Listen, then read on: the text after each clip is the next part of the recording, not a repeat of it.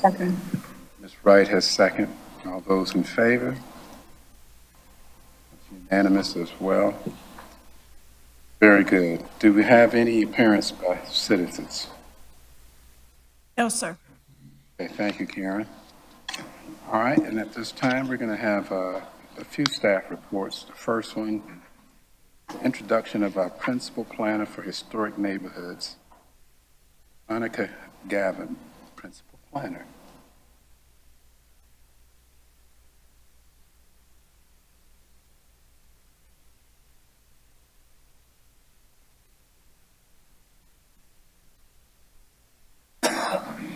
All righty, good afternoon, everyone. My name is Sharonica Gavin. I am your new principal planner for historic neighborhoods.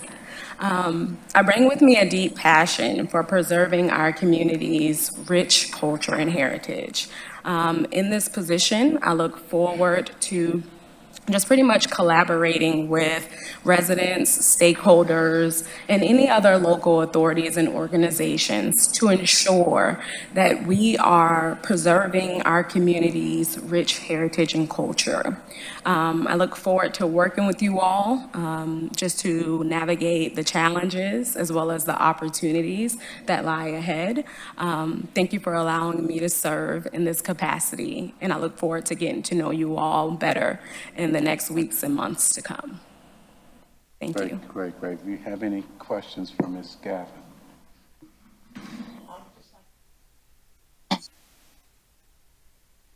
Get this on. Welcome. Glad to have you here, and we look forward to working with you. Thank you. Me as well. Look forward to working with you. I've worked with Veronica in the past on a few things that we know about. So it's good to see you in this position, and we hold trust that you'll do well. We'll do whatever we need to do to support you from this position and work with you to accomplish the goals that you set for us. So it's good to have you. Good to see you. Same here. Me too. Glad to see you on board. Yeah. Very good. I may get on that. Very good. Welcome. And as I'll echo the comments already made, looking forward to working with you and offer our support. And I know the last time we talked about having you come to first meeting, I suggested cupcakes and ice cream, but I guess that didn't happen today. So, Next but time. it is a celebration of sorts. And again, we're looking forward to working with you. And certainly, if you have any questions or anything, and as you find your way around the community, if you would give us maybe just a little short bio of your background, your connection to the area. Absolutely. So I am a local of Hilton Head. I grew up here, and specifically grew up off of Squire Pope Road. As I said, I'm a local, so graduated from here, and I attained my bachelor's in public health from the University of South Carolina, Beaufort. Prior to coming here, I served as the director of development for a local nonprofit, Hospice Care of the Low Country, and that's about it. Very good. Thank you. Thank you.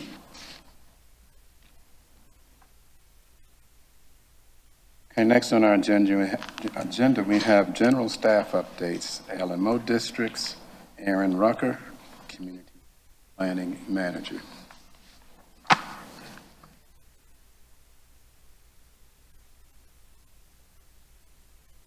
Hello, good to see everyone. Yes, so there are two big initiatives that are moving towards the Public Planning Committee meeting this Thursday, 10 a.m. One of those is the Land Management Ordinance. So there are short-term solutions, immediate needs, as well as further analysis and research to be addressed in a full LMO update that's going to be presented this Thursday for input and direction. In addition to staff, the town's consultant will also be there. The second are districts. And again, that's also going to be presented this Thursday at the Public Planning Committee meeting, 10 a.m. It's going to be a discussion on Skull Creek, where staff is seeking input on the organizational template, that's being utilized to develop all 8 districts going forward. So Skull Creek would be the first to present and receive that feedback. That's my brief update for you. Sorry, when is that? That's this Thursday, Thursday? 10 a.m. Yep. Right here. Yes, sir. Public planning. Those two topics will be. Questions? Great, thank you, Aaron. Yes, sir. Looking forward to the input that we receive. Thank you.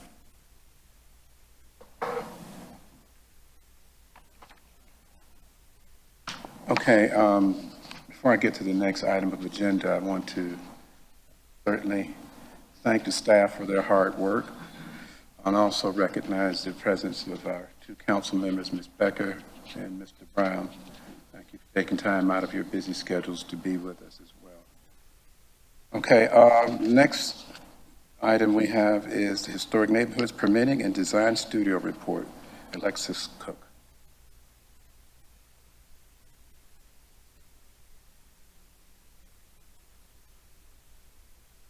Good afternoon. Alexis Cook, Principal Planner for the record.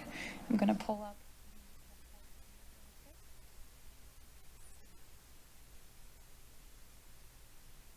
Right. So I'm actually very excited. We make these reports a couple weeks before our meeting. So there's a small lag time in the actual numbers. I'm really excited for next month's meeting because we had quite a few, I'd say over a handful of new cases come in, which is wonderful with Ms. Sharonica joining the team. So I'm very excited. But from our previous meeting, we have completed or closed 2 design studios. And we had 1 new case, 38 cases completed so far, 29 active projects, 17 technically on hold, but I will say 2 of the 4 that are waiting on town CIP are currently in progress again now. They've restarted, and we're working with the applicants on that. 12 are in progress, active, under review. Next month, there will be quite a few more than 12. And then and 2 duplicate from 2022. So that's just the leftover from there. I really appreciate had a few community advisors who have helped with a few design studios. So I do appreciate getting the word out and people helping.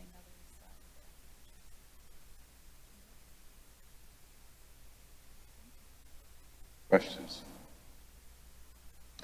Can you just give us a subjective overview of how are our constituents receiving this? Are they happy? Is everything going well? Is it challenges or? So that's a good question. Most applications are either a division of property, so dividing land into equal parcels for family members. And some of those are really straightforward. Some of those have access issues. I'm trying to give you a few good examples. In the next month's update, we have a few that are commercial that are looking at multifamily type of properties. Those are larger in scale. Trying to think of like major issues. Sometimes some people want to put larger homes on the land than what can actually fit. And so we will work with them before homes are purchased. I will say that can be tricky just to make sure that the dimensions of the home, along with parking spaces, access, HVAC, those types of things conceptually fit well on the parcel.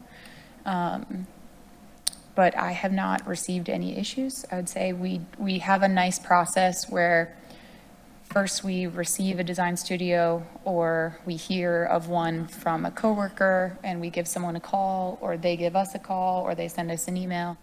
And then we have an introductory phone call. And then after the introductory phone call, we end that phone call by asking them if they can have a fact-finding meeting.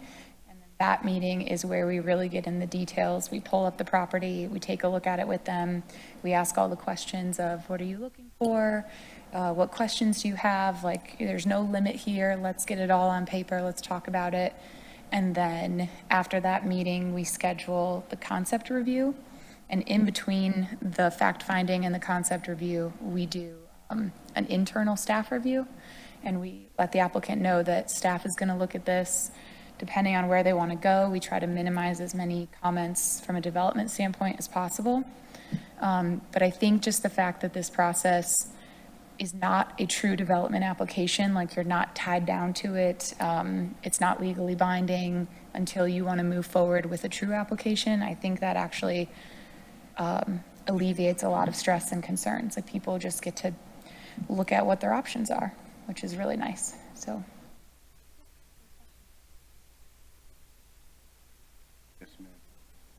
I just want to comment that, based on the question as how they found out, someone contacted me just coming to the meeting, and so the word is out there and people are engaged in calling to find out and getting a response back from the town, so thank you for that. I just wanted to mention that.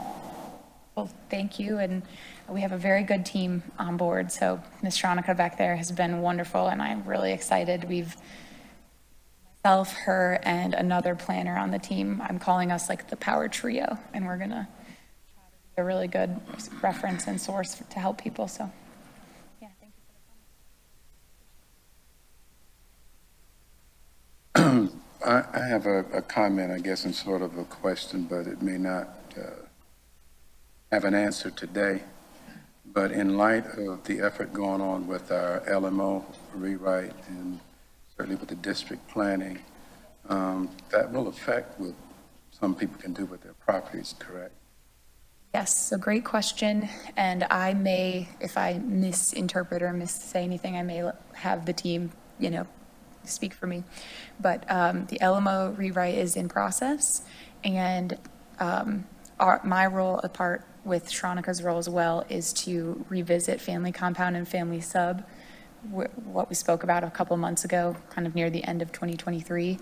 And so we still have the list of priorities from that review with the task force, and we have that kind of ready to go when family compound, family sub comes up, but we're not in process on that just yet. And we do have the consultants that we've engaged, right, to take a look at that. Yes. So Code Studio is our consultant. They're wonderful. They'll be coming in actually for the May 9th Public Planning Committee. If you want to see them on YouTube or in person, they'll be here, which will be really nice. Possible to have them as part of our task force meeting in May? I will ask that question. It might be a virtual option if we can have a virtual attendee, at least at first, and then we can see where it goes in the future, but I can take that question for sure. Back next month with an answer. Right. And even if they can't make it to that meeting, I'm encouraging us to go to the meetings when they are available so that we are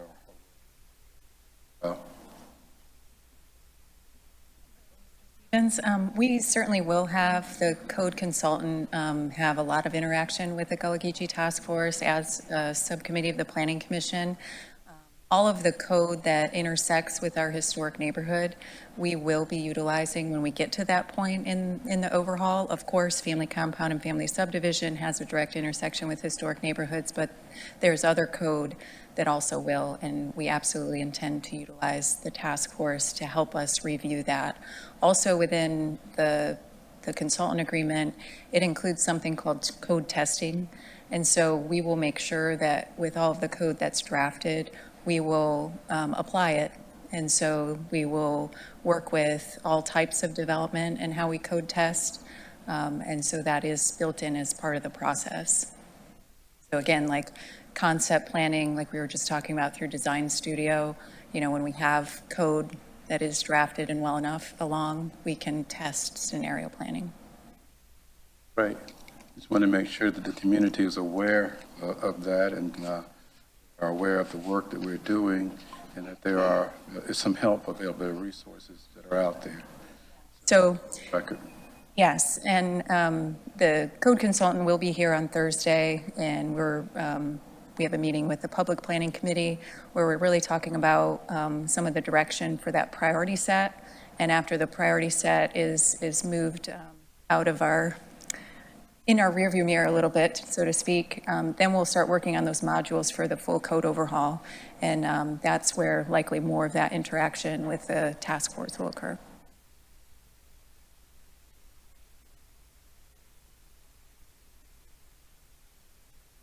Great. Thank you.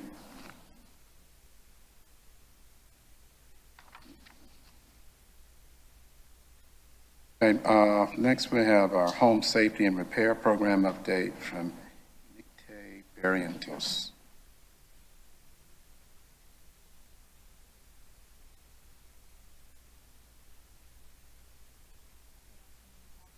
Nicte Barrientos, economic development for the record.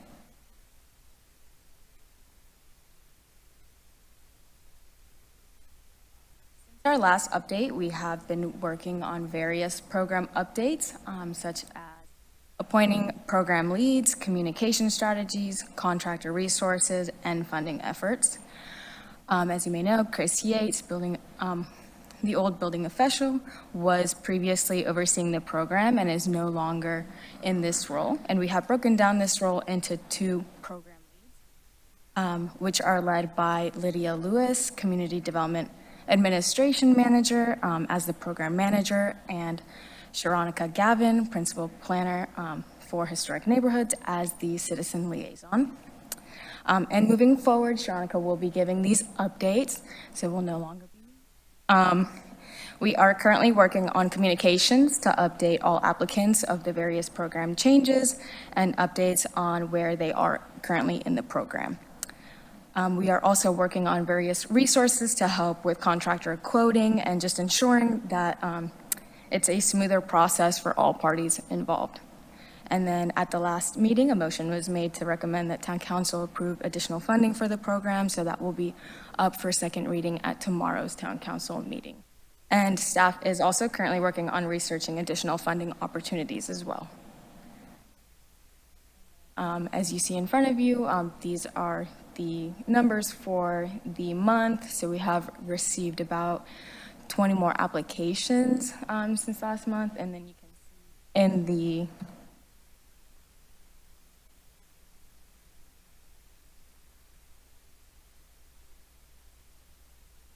in the map, we will be also updating the map monthly just to kind of show those changes as well.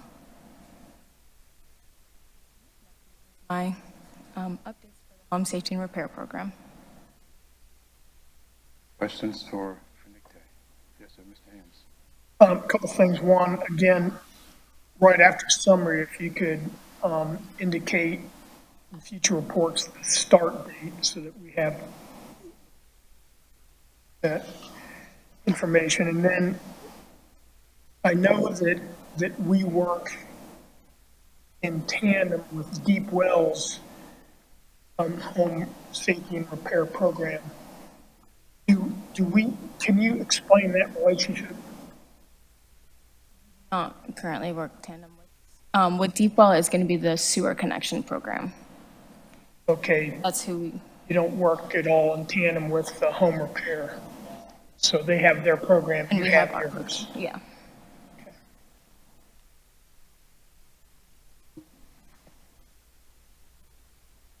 One question, you said Chris Yates is no longer with the program. Yes, sir. So and I know he, and I get quite a few calls in reference to this program and the selection process or the bidding process was handled by the building department, which Chris Yes, so over. that was being handled by Chris. We are still working internally on that process and how that process will move forward.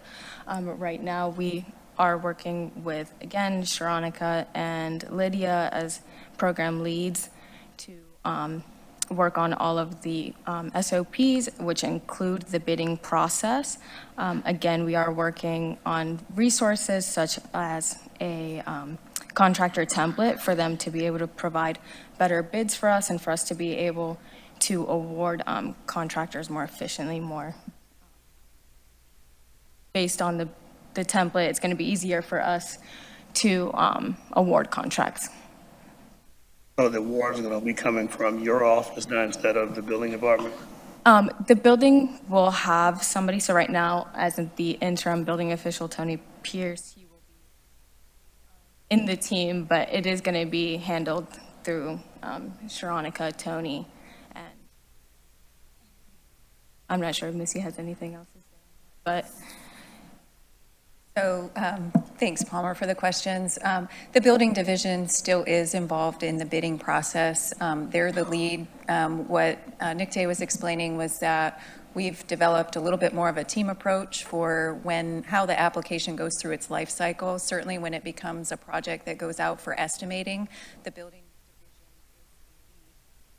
division is something wrong with the mics. So the building division plays a lead in the contractor bidding estimates and awarding.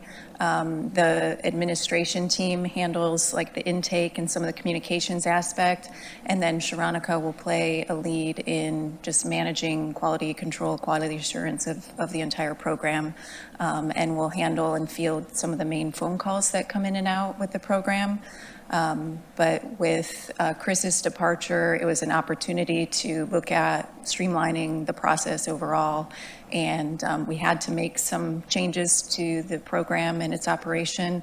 And as we prepare for the possibility of additional funding, we wanted to make sure that we were ready for that most important step, which is the contracting step that all of those applications that are approved are awaiting. And so as Ms. Barrientos was explaining, we are looking at, with the contractors that we have that are implementing the program, that we do work on streamlining those estimates to more efficiently review and award those contracts. So we'll be doing so there's a wave of communications that are going out to just let applicants know that there's some changes in the staffing and who your main point of contact is that we're working on. And then we're also going to do some education with those contractors on how best to submit estimates so we can award them efficiently.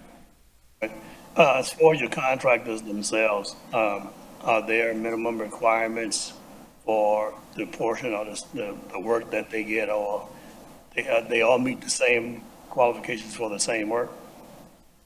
Are you talking about how they get qualified as a contractor, or when we're receiving estimates? I guess when qualified as a contractor. Yes. So they go through the same criteria, and there's minimum criteria to become a qualified contractor under the program. And then those are who we send contractor estimate quotas out to. Okay. So at this time, you're not looking to fill the position that was vacated by Chris?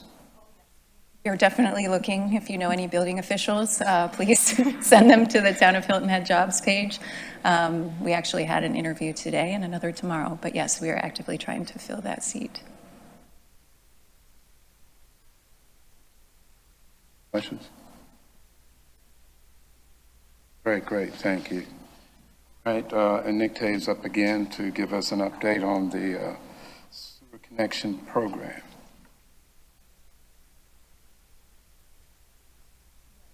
So for the sewer connection program, similar as for the home safety, since we are moving from the point of contacts, again, communications will go out as well to all of those applicants. For this one, the program lead is going to be Lydia Lewis, Community Development Administration Manager. So she will be dealing all things sewer connection program. But again, Sharonica will be the one moving forward to give us the updates from month to month. Includes sewer connection.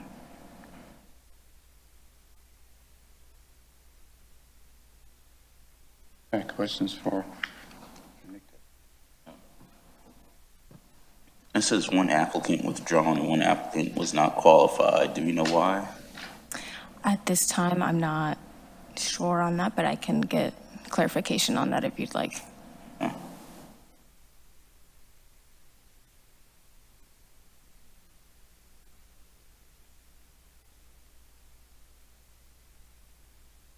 Yeah, I guess one of the reasons for financial status. Back and other questions? Other Very good. questions? Thank you for your work. Thank you for your report. Thank you, guys.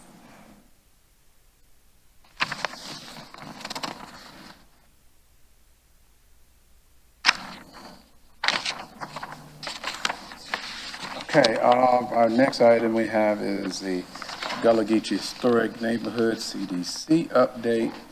Mr. Thomas Boxley, the Executive Director for the Gullah Geechee Historic Neighborhood CDC. Welcome, sir. Thank you, thank you. Good afternoon. Thomas Boxley, Executive Director of the Gullah Geechee Historic Neighborhoods Community Development Corporation. Thank you for your time this afternoon.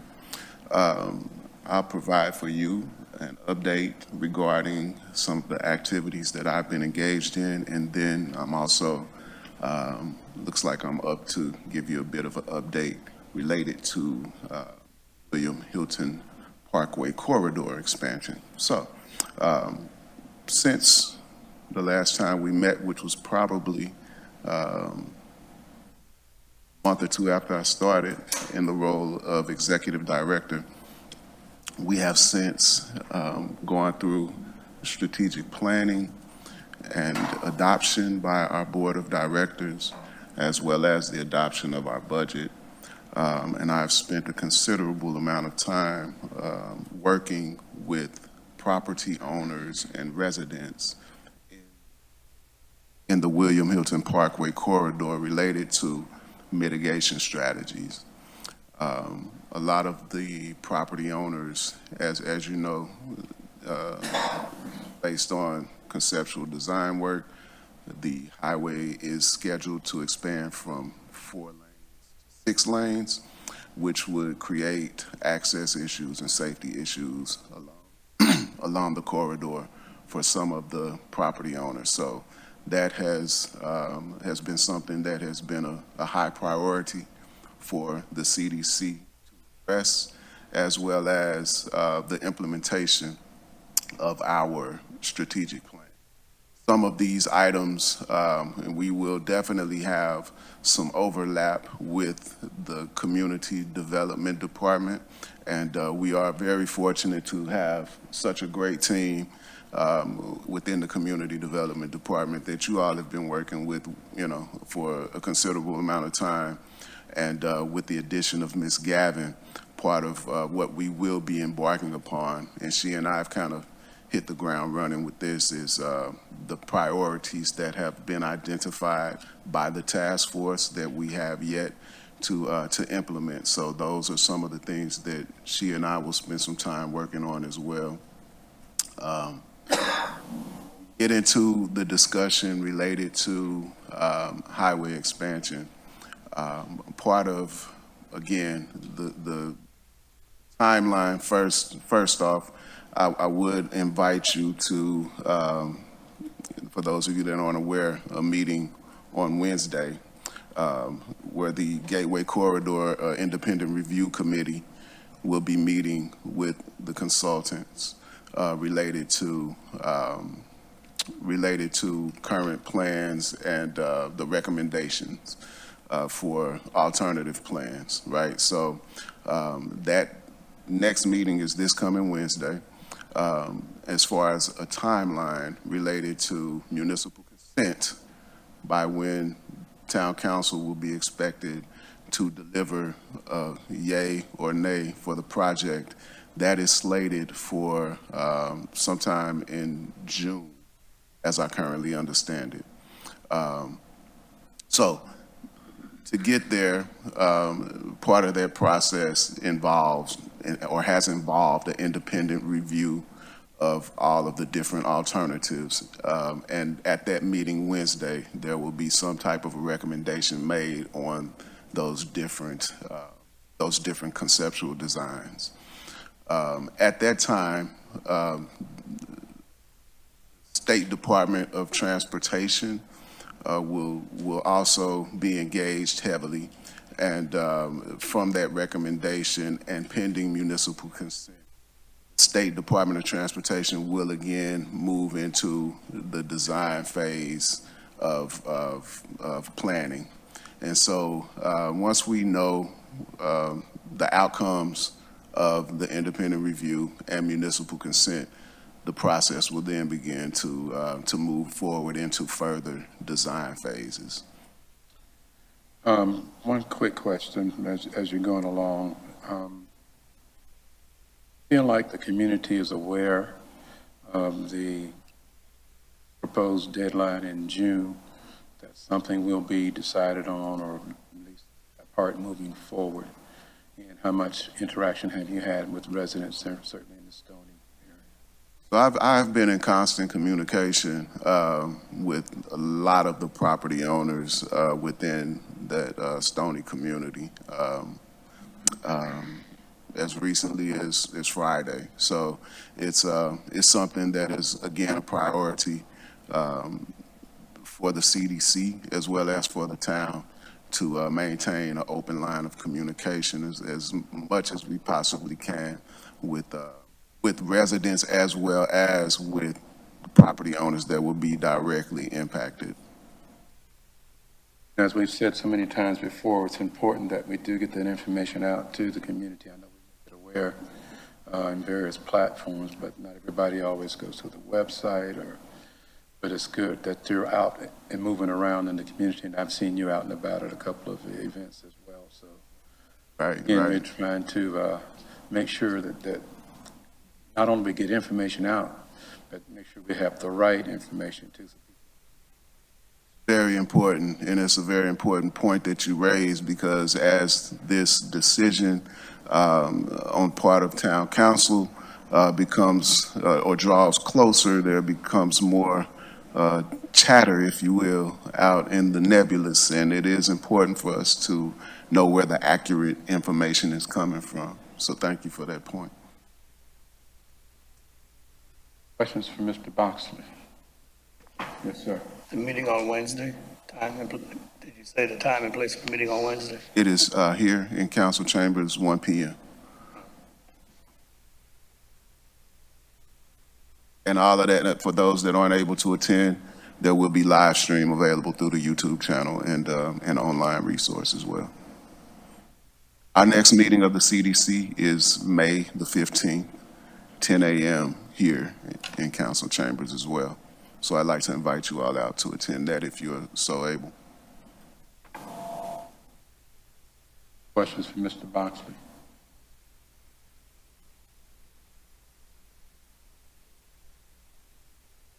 Very good. Well, I certainly appreciate you taking the time to come and share with us, and have anything else to add, we always like to hear. My pleasure. My pleasure anytime. Thank you. Great, great, great. Thank you.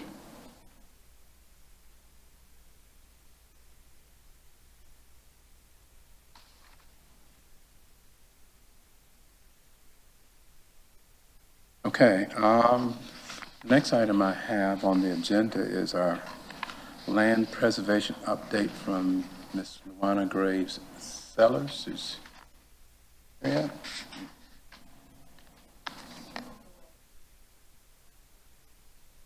Okay.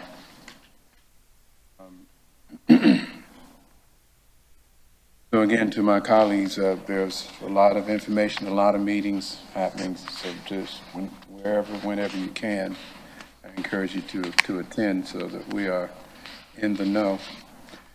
I can't say this enough, but certainly for those of us who are involved in the various committees and roles and positions in the community, we need to be advocates of spreading good information.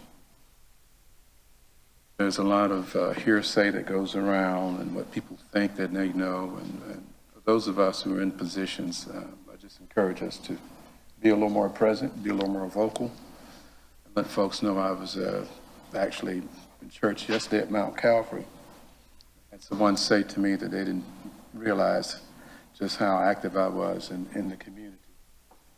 So, I mean, I don't know if that's a compliment or not, but I just think that people need to know about what's going on in the town, some of the challenges we're having, and most of all, the progress that we're making. And if they have issues or questions, that we can make ourselves available and point them in the right directions if we can't answer the questions directly. Okay. We know how far away Mr. One is.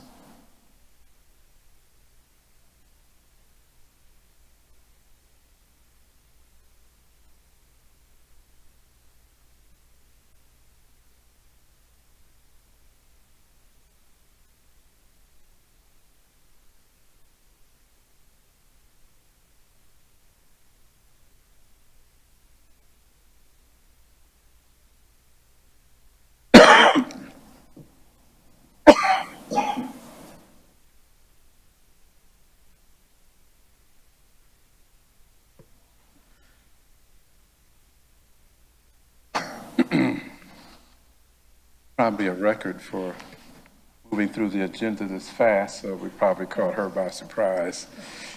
A lot more chatter and discussion. Yes, Mr. Chairman, I would ask, I don't know if we're out on it. I see Mr. Ty Well, I Scott was in going to in recognize the Todd, audience. see if he had any questions. Or Time he has some enlightenment for us. See if he doesn't have anything he might want to share while we wait. I've never known him to be speechless, so I'm sure he has something to share with us. Yes, Ty Scott, just kind of listening, and I just kind of want to point out a couple of things that I think we should continue forefront.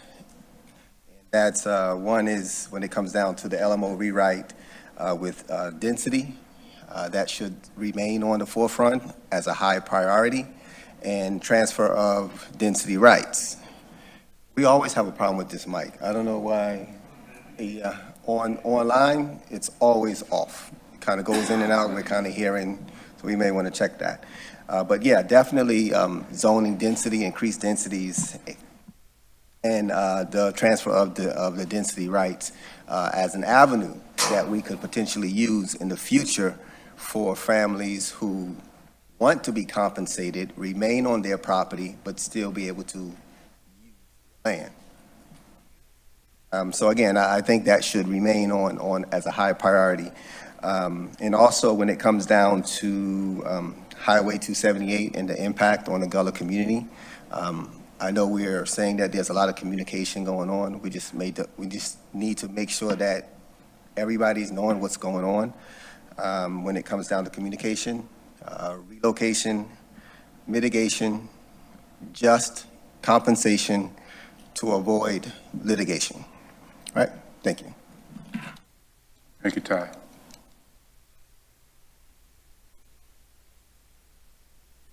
Okay, I see that Ms.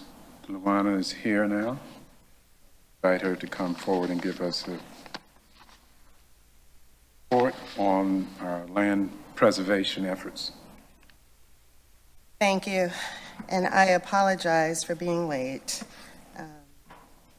Suffice it to say, I was a captive audience that could not free myself.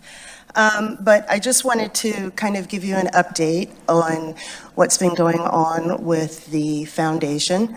As you can see, these are the workshops that have scheduled for the year. The April one was last Saturday, and we had a pretty good attendance, of probably about 15 people that came for that. And we also have a family tree research that is coming up in June. And I believe you gave them copies, so you have copies of that flyer. They will be distributed to the churches and make sure that all of the churches are informed of what's going on.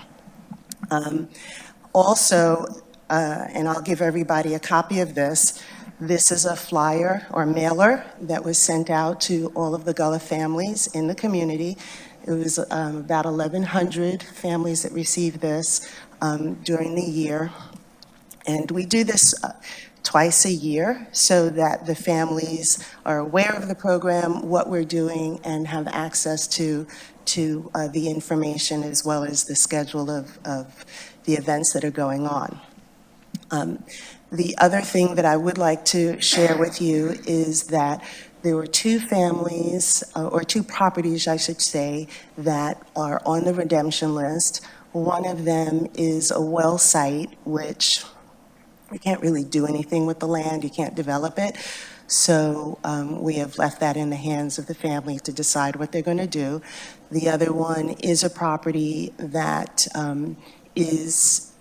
that was sold in October and is on the redemption list right now, and we're actively working with the family to determine what their plan is for the property.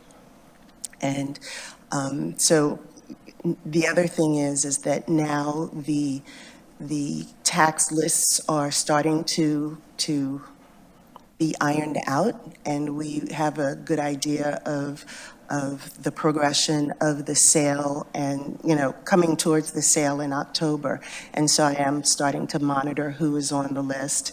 And eventually, as we get a little closer to the sale around July, we will start to really scrub the list to make sure that all of the families that are on the list either are aware that they're on their list or find out if they need some assistance prior to the sale in October. So with that, does anybody have any questions? And I'll also hand these out so you can have a copy. Yes, sir, Mr. Hintz. I want to thanks for this, and thanks for all you do working with the town. Did you say that there are approximately 1,100 Gullah families on Hilton Head Island? Based on what we have been able to identify, as I've mentioned to you in the past, it's not an exact science. So for instance, if there's a property that is in someone's name with, say, a surname that we are not familiar with, then it's possible that that's a property that might fall through the cracks. But the list is constantly being massaged to make sure that we're not missing anybody.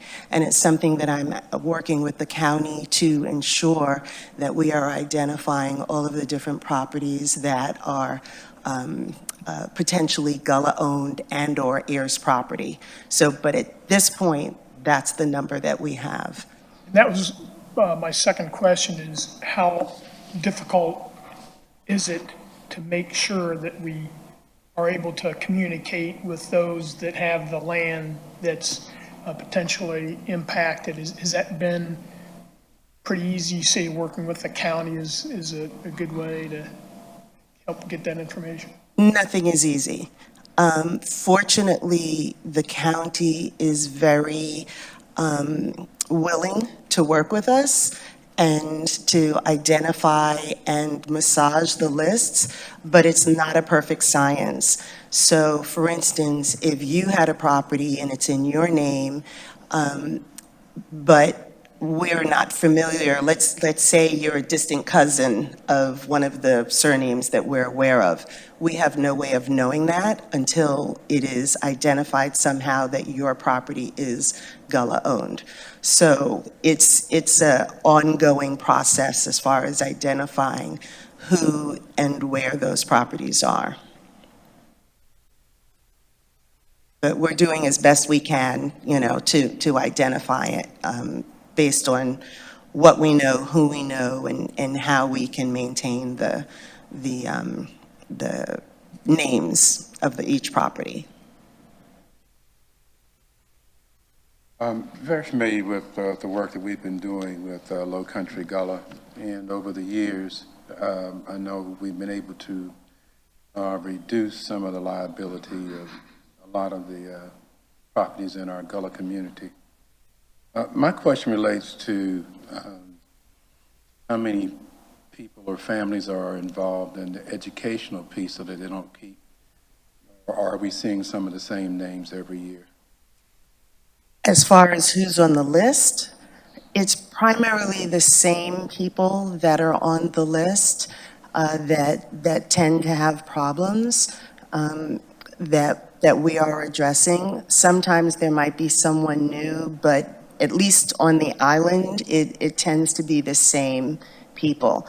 I have noticed, let's take the April workshop, that the people who have been coming, sometimes they're repeat people, because obviously every workshop is different, so there's a different topic and a different focus. But the last one did include, off the top of my head, maybe 7 people that had not come before. So the word is getting out there. The access is expanding to more and more people that are either interested in coming or in need of the services. So the program expansion is definitely happening.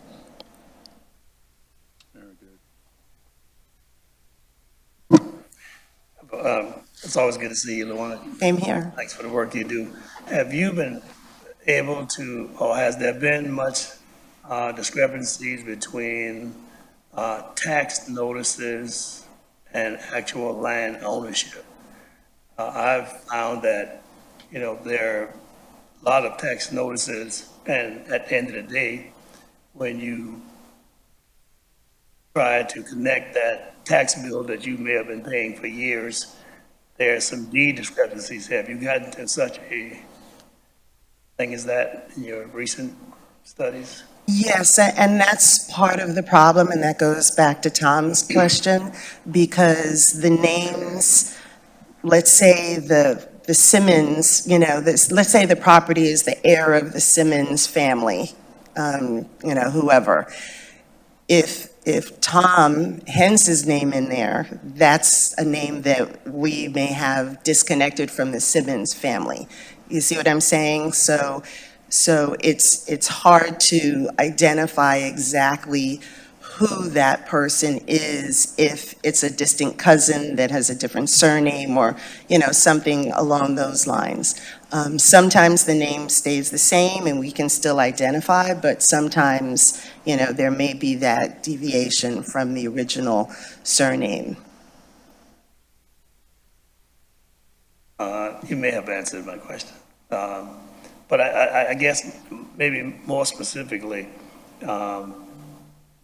whatever the name may be on the tax bill itself, whether there's a discrepancy in the name on the tax bill, I found that the parcel that may be on the tax bill, like this parcel 31, whatever those numbers are, when you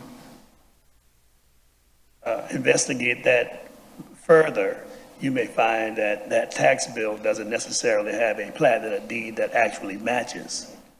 Correct. So is that still a name issue or an issue that the county has not, the two not going together? Yeah, for record.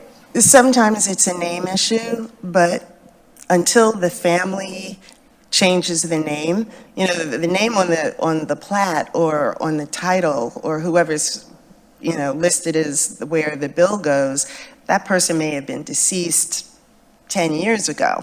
So and of course, the person who is paying the taxes is someone totally different.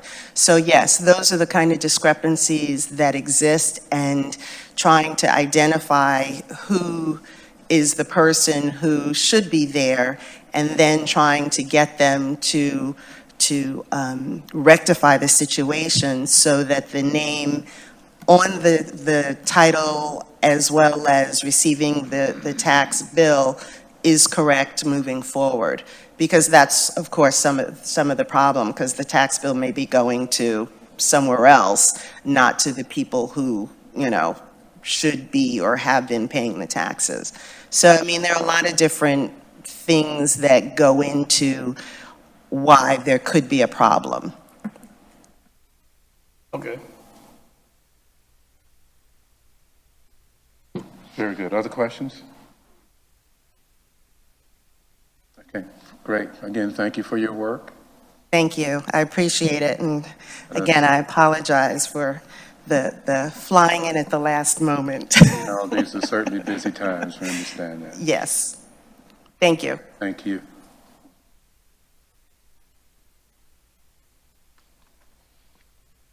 Okay, we have reached the end of our agenda.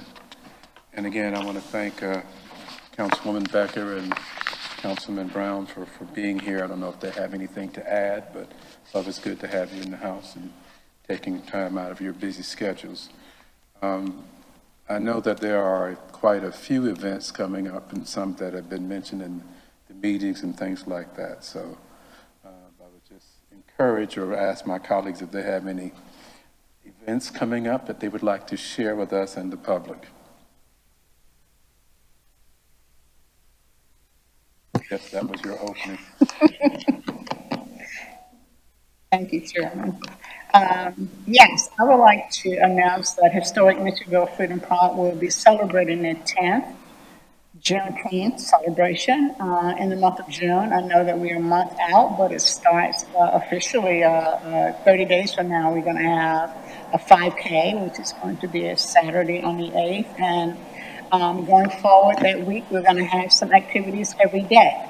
So I do have flyers that I'm going to leave for the town to distribute. And if anyone have any additional questions, I'm available, and you can definitely follow us at Explore Mitchellville and see all the activities. I'm excited about it that we do have a band coming in this year, the SOS band. I don't know how many of you guys may kind of know about them, but it's kind of a throwback, but they're well known in the community. So yes, it's going to be an exciting time. It's our 10th anniversary, and we're looking forward to it. And again, I would like to thank the town for supporting us with this activity. The town and the county, they've done an excellent job in supporting and helping us make sure that this event is going to be a success in terms of safety and, for our guests coming through, and hoping that it's going to bring a pretty huge impact in terms of people coming in for the week for the activity. So we're looking forward to see what the number's going to look like, whether or not we had an economic impact on that. So, yes. Thank you, Mr. Chairman. Yes, sir. Mr. Hens. I believe Luana has a function coming up. Could you maybe share that information for us? Absolutely. When you mentioned events, I wasn't sure if it would be appropriate, but since you brought it up, I'll be happy to throw the information in there. The foundation, of course, is a 501c3 nonprofit, and so we are having our annual Sankofa Nights fundraiser, which is to raise money so that we can continue to do the workshops as well as help people pay their taxes. That will be on Friday, May 31st at 6 o'clock at USCB. We will be having Dr. Jessica Berry, who is a linguist, coming to speak.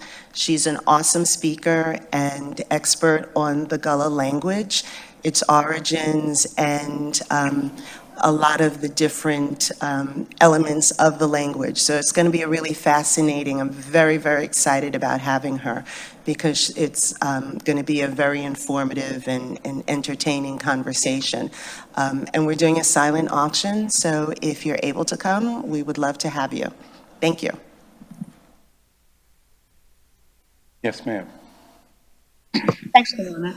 I also wanted to add, and it's not an event, but for those of you who have not been out to Historic Mitchellville, I do want to encourage you to go out and see what is happening there. We're in the process of completing phase 1 of our master plan, and it's a long time coming, and we're all excited about it. I'm truly happy to say that it's going to be a great adventure going forward. But we do have permanent structures in the park now, and which is a huge, huge thank you to the community and those who have helped us along the way.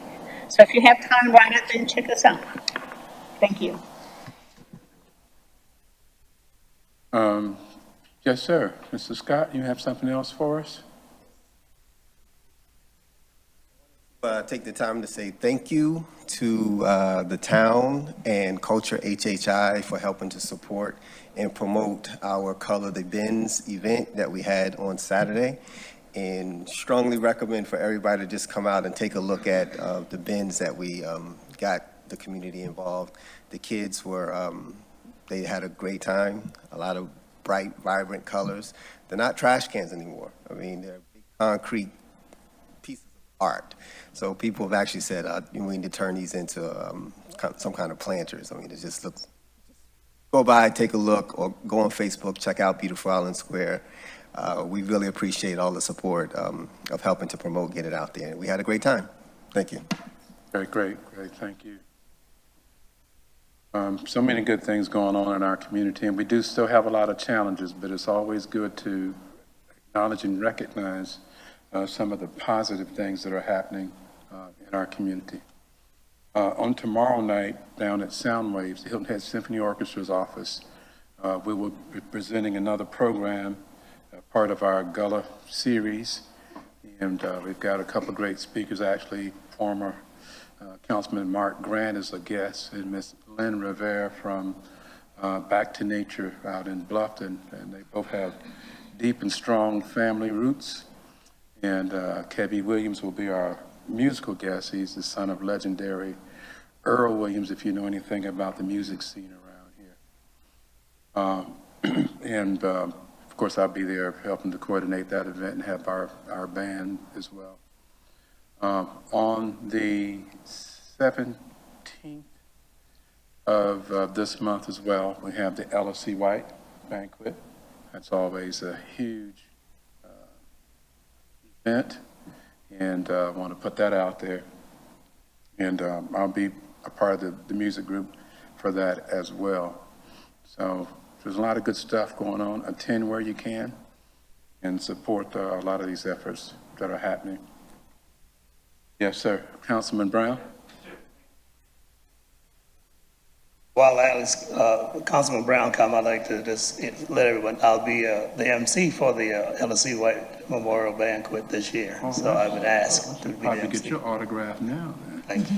So everyone come out. I hadn't planned on saying anything, but Vice Chairman Simmons, that's your title, right? There you go. Really, he really sparked a thought with me. I was going to just take this up offline with you, Mr. Chairman, Mr. Simmons, and Luana, but since we have so many interested ears in the room, I figured I'd go ahead and do it now. The educational component is so important because you're right, Palmer, there are times where there's a tax bill and there's not a whole lot of understanding around the tax bill. I'm going to use Ayers property as an example. Tax bill will come in whomever's name asks for it to come in. So Joyce, you could not even be related to me and go down to the tax office and ask that the tax bill come in your name. Let's start there. But if we were to clear Ayers property up, that property then is viewed differently by the assessor's office. I got a question a couple weeks ago about why did I get an additional tax bill for my property. Is because not only are you being taxed for the property, but the auditor's office is going to assume that if you are not the sole owner of the property or it's not your primary residence, that it is a rental property and you will get an additional tax bill. And if you don't pay attention to that and you don't pay it, all of a sudden you could be auctioned off again. So that's just one example, I think, is where Mr. Simmons was going, as far as there's a lot of confusion around understanding tax bills. So I would just encourage the task force to encourage Low Country Gullah Foundation to have some educational sessions around that topic so that there's more clarity when it comes to tax bills, particularly since that has been one of the main reasons why folks have lost land throughout the years. Thank you. I do see that we have Maria Walls, the treasurer for Beaufort County, coming in August, but I'm sure that we can probably address that even before then when we have some of these other sessions, the workshops that we have.